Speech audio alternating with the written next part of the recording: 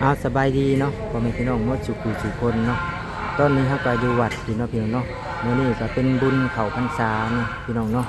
ที่ชาวพุทธทั้งหลายที่มาใส่บาตรถวายทานเนาะพี่น้องเนาะนี่ก็ภาพบรรยากาศภายในงานเนาะพี่น้องเนาะงานบุญเข้าพรรษาที่มวลชนมาใส่บาตรใส่เบี้ยเนาะ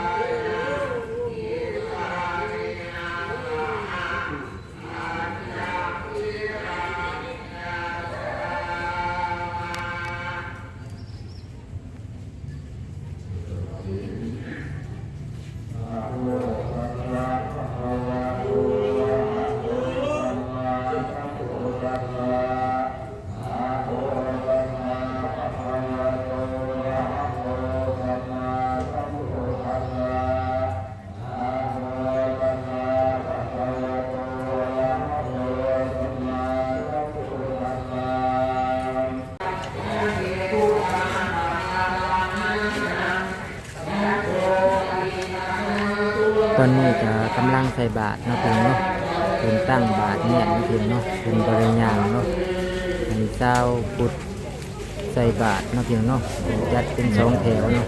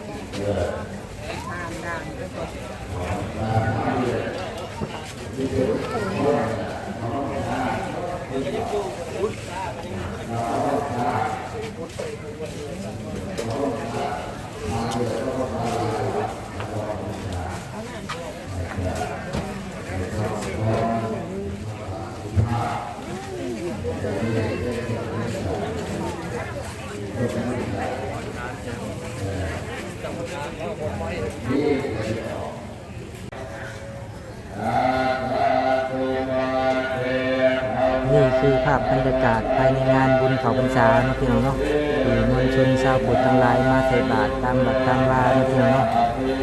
คนก็หลายเด้อพี่น้องเด้อมาทำบุญทำทานเนาะ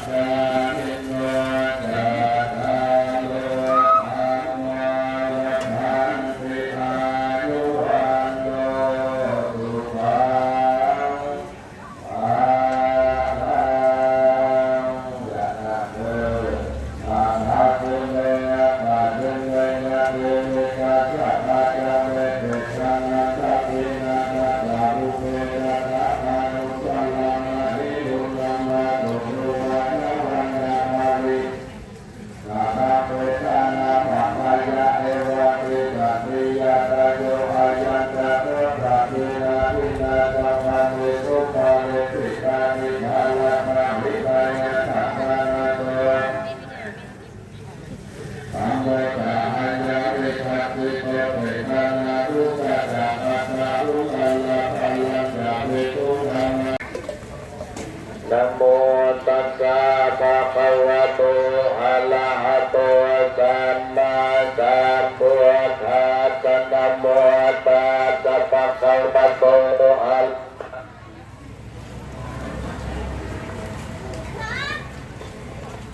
หะสัมพุทธัสสะ